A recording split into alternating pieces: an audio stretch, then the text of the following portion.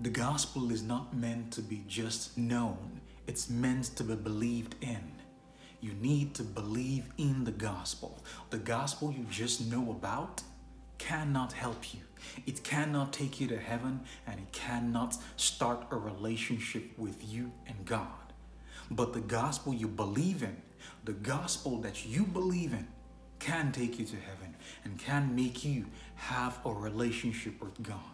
See, it doesn't matter if you grew up in church, if your father is a pastor, if your mother is a pastor, if you've heard the gospel all your life. What you do with that gospel is what matters. It's not if you know about it, if it's in your head. If it's in your head, it's taking you nowhere. It is taking you nowhere. Guess what? On Judgment Day, God is going to ask you, what did you do with the gospel? Show me how you believed this gospel. You can't tell God, well, my father is a pastor, my mother is a pastor, I've heard the gospel all my life. That doesn't mean anything.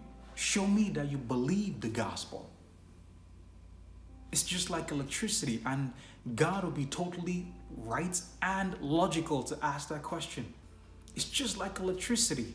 If you believe that electricity is dangerous, you won't go about playing with electricity. You will not do that.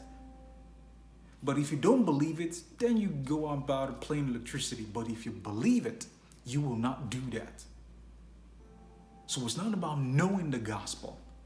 Knowing the gospel gets you nowhere, but believe in the gospel. Now, that's when the whole thing starts. That's when salvation starts. That's when the real deliverance starts. It's about believing the gospel. It's not about just having it in your head. It needs to go from your head to your heart. The gospel was meant to be believed in and not just to be known about.